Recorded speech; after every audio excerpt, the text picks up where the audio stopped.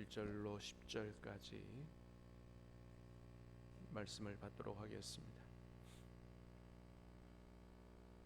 사사기 19장 1절로 10절까지 하나님의 말씀입니다. 이스라엘에 왕이 없을 그때에 에브라임 산지 구석에 거류하는 어떤 레위인이 유다 베들레헴에서 첩을 맞이하였더니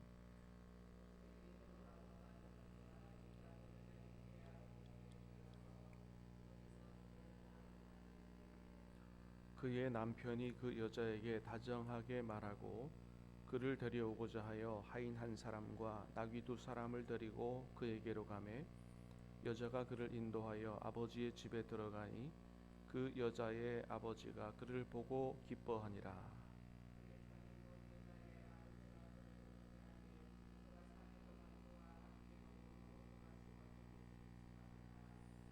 넷째 날 아침에 일찍이 일어나 떠나고자 하매 그 여자의 아버지가 그의 사위에게 이르되 떡을 조금 먹고 그대의 기력을 돋운 후에 그대의 길을 가라 하니라.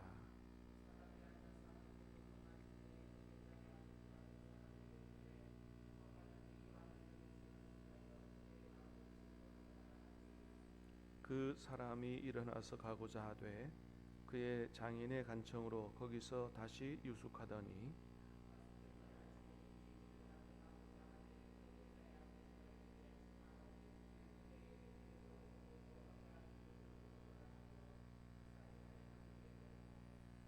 그 사람이 첩과 하인과 더불어 일어나 떠나고자 하매 그의 장인 곧 그 여자의 아버지가 그에게 이르되 보라 이제 날이 저물어 가니 청하건대 이 밤도 유숙하라. 보라 해가 기울었느니라. 그대는 여기서 유숙하여 그대의 마음을 즐겁게 하고 내일 일찍이 그대의 길을 가서 그대의 집으로 돌아가라 하니 그 사람이 다시 밤을 지내고자 하지 아니하여 일어나서 떠나 여부스 맞은편에 이르렀으니 여부스는 곧 예루살렘이라. 안장 지은 나귀 두 마리 하였더라. 아멘. 자, 오늘 본문이 포함된 사사기 19장 또 20장 이 두 장은 레위인과 그의 첩에 관한 이야기인데요. 매우 비극적인 이야기죠. 자, 그런데 이 모든 것이 하나님이 이스라엘 사람들의 왕으로 안 계시니 발생했다, 이런 말씀을 하나님이 해주고 계신 겁니다. 자, 1절 말씀을 다시 보겠습니다. 시작.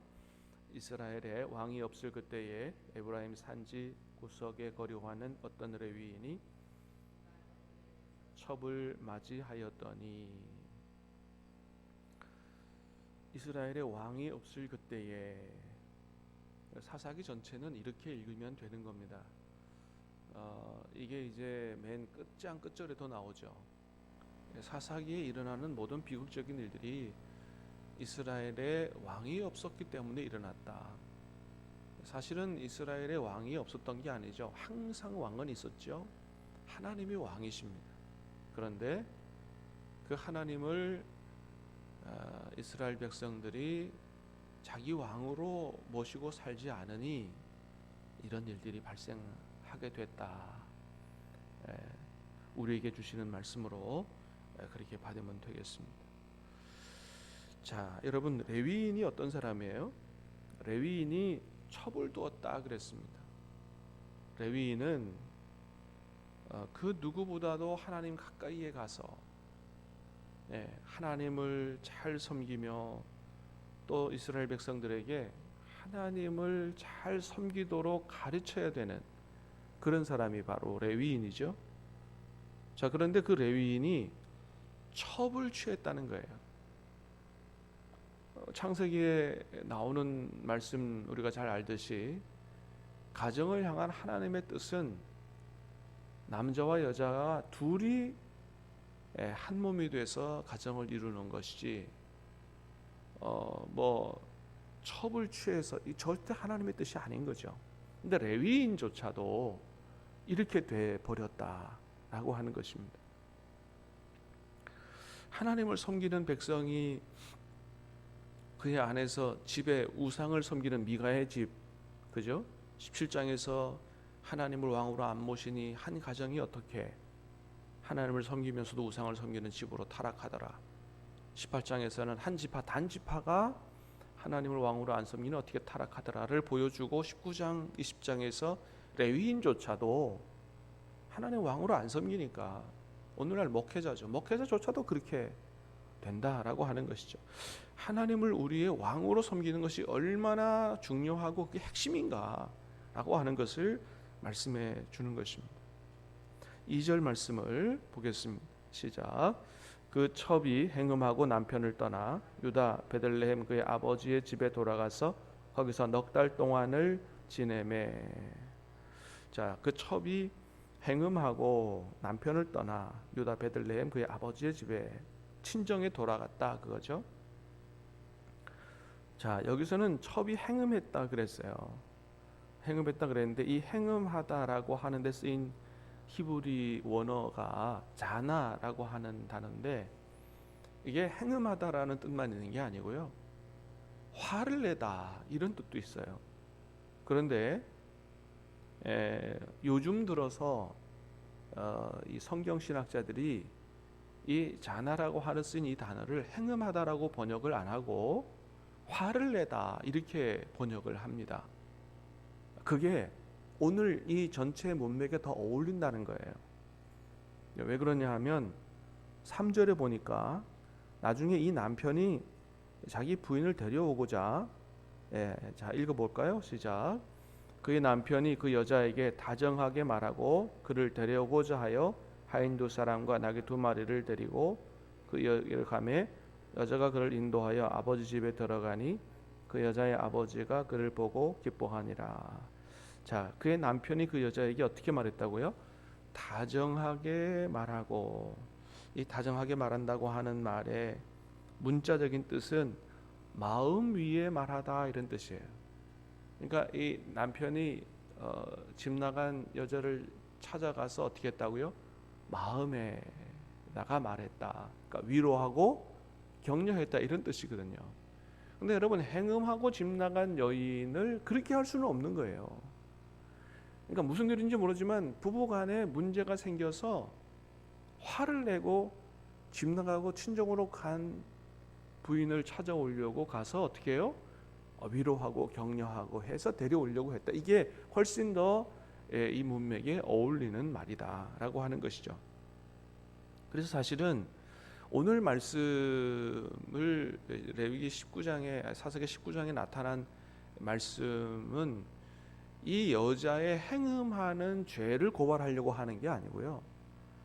이 레위인의 잘못된 이런 것들을 고발하려고 하는 이런 성격이 강하기 때문에 그렇게 있는 것이 더 옳아 보인다라고 하는 것입니다. 자, 그래서 3절 같은 경우에 읽어보면 굉장히 아이고 참 남편이 다정하다 이렇게 보여지지만 그러나 그것보다는 잘못된 영적으로 잘못된 성적으로 타락한 이런 사람들의 모습을 고발하려고 하는 거기 때문에 그렇지는 않고 이 여인이 철저히 소외당하고 있다라고 하는 것을 보여줍니다. 자, 그것은 첫 번째는 오늘 본문 우리가 쭉 읽어봤지만 이 여자를 찾으러 장인 집에 간 이런 상황이 이 레위인하고 장인 어른 이야기만 나오지 이 여인의 이 모습은 전혀 보이지 않는다는 거죠. 본문에서조차 여인은 나타나지 않습니다. 10절에 보니까 또 이런 구절이 있어요. 같이 읽어볼까요? 시작. 그 사람이 다시 밤을 지내고자 하지 아니하여 일어나서 떠나 여부스 맞은편에 이르렀으니 여부스는 곧 예루살렘이라 안장 지운 나귀 두 마리와 첩이 그와 함께 하였더라. 자, 이제 집으로 돌아오는데 어떻게 쓰고 있냐 하면 나귀 두 마리와 첩 이래서 마치 성경 기자가 이 첩보다 나귀 두 마리가 더 귀한 것처럼 쓰고 있다는 거예요. 나귀 2마리를 앞에다 썼다는 거죠. 예. 자, 이건 뭐 어떻게 보면 그렇게 표현할 수도 있다 이렇게 볼 수 있기도 하지만은, 그러나 그도 그럴 것이 나중에 보면 집으로 데려오다가 기부하라고 하는 동네에 들어가서 하룻밤 묵게 됩니다. 거기서 묵게 되는데 나중에 이 동네 사람들이 와가지고 이 사람 끌어내라, 소돔 사람들처럼 우리가 강간하리라 막 이렇게 하니까 소돔에서 일어났던, 롯의 집에서 일어났던 일이 똑같이 일어나요. 그래서 이 사람 못 내준다 하면서 누구 내줍니까? 이 첩을 내줍니다. 그래서 이 첩이 동네 사람들한테서 밤새도록 강간을 당하고 나중에 죽게 됩니다. 근데 여러분, 이게 어디서 일어난 일이냐고요? 하나님의 백성들 안에서 일어난 일이라는 거예요. 베냐민 지파 사람들에 의해서 일어난 일이라고 하는 것입니다. 아니, 어떻게 이런 일이 일어나죠? 하나님이 이스라엘의 왕으로 안 계시니까요, 믿는 사람들 안에서도 이런 일이 일어나더라는 거예요. 그러니까 이 여인을 한 인격체로 보는 게 아니죠. 그냥 성욕의 대상으로 보는 거죠. 자, 이 여인이 죽게 되자 남편조차도 그 여인의, 어쨌든 자기 첩이잖아요. 근데 이건 성적인 놀이개가 아니고요, 여기 쓰인 이 히브리어 단어는 첩이지만 정식 부인을 가리키는 단어예요. 슬퍼해서 이 여인을 묻어준 게 아니고, 남편이라고 하는 사람이 이 자기 강간당해 죽은 부인을 토막 냅니다. 토막, 12토막을 내가지고 전 지파에게 다 보내버려요. 아무리 자기 복수심에 불타도 그렇지 자기 죽은 부인을 토막 내서 그렇게 한다는 자체가 참 상상이 안 가는 이런 일을 하고 있는 것이죠.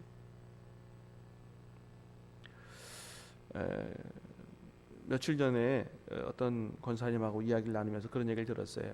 자기가 어떤 집에서 아르바이트를 했는데 그 집의 모든 종업원들이 얼마 되지 않아서 다 나가버린다는 거예요. 왜 그러냐 하면 사장님 때문이라고 하는 거죠. 사장님이 자기 종업원들을 인격체로 대하지 않는 거예요. 그냥 내가 데리고 있는 종업원이고 일꾼이고 부려먹는 사람으로 대한다는 거죠. 그러니까 함부로 대하는 거예요. 인격체로 대하지 않아요. 막말도 하고. 그리고 그런 얘기를 했다 그래요. 당신들이 돈 버는 것은 바로 나 때문에 돈 버는 거야. 그런 얘기를 했다 그래요. 근데 여러분, 그게 사실은 거꾸로 아니에요? 사장님이 돈 버는 건 누구 때문에 버는 거죠? 종업원들이 열심히 일해주기 때문에 버는 거 아닌가요? 그러니까 완전히 옛날 조선시대 사고방식을 갖고 있는 것이죠. 조선시대 사고방식은 뭐예요? 너희들은 내 종이다 이거죠. 내가 너를 먹여 살리는 거지 니들 때문에 내가 산다는 생각은 하지 않는 거죠. 여러분, 지금 시대가 어떤 시대입니까? 그런데 그런 사고방식을 하니 사람들이 기분 나빠서 안 견뎌하는 거예요. 다 나가는 것이죠. 너무 안타까운 것입니다. 여러분, 그런데 오늘 본문 안에서 바로 그런 일들이 레위인에게서도 하나님의 백성인 베냐민 지파에서도 일어나고 있다는 거예요. 사람을 하나님의 형상과 인격체로 대하지 않는 겁니다. 독일의 어떤 사회학자가 그런 얘기했어요. 나와 우리가 돼야 돼, 나와 너가 돼야 되지 나와 그것이 되면 안 된다. 이게 무슨 얘기죠? 상대방을 인격체로 대해야지 부려먹는 종이라든지 아니면 도구로 봐서는 절대 안 된다라고 하는 거죠. 그렇습니다. 모든 사람은 다 하나님의 형상으로 존귀하고 인격이 있고 감정이 있고 마음이 있죠. 도구로 봐서는 안 된다는 것입니다. 그래서 하나님의 형상으로 보고 나와 똑같은 사람으로 보고 존중하고 배려하고 인격적으로 대해야 되죠. 그런 것이 우리의 말과 태도에서 다 드러나는 것이죠. 사랑하는 여러분, 우리 하나님의 백성들은 하나님께서 우리에게 말씀하신 것을 가슴에 새기고 하나님께서 은혜 주셔서 모든 사람을 바라보는 우리의 마음과 눈을 바꾸어 주심으로 말미암아 내 앞에 있는 모든 사람들 속에서 하나님의 형상을, 하나님의 섭리를 볼 수 있게 되기를 주님의 이름으로 축복합니다. 그래서 한 사람을 대하더라도 정말 하나님을 대하듯이, 주님을 대하듯이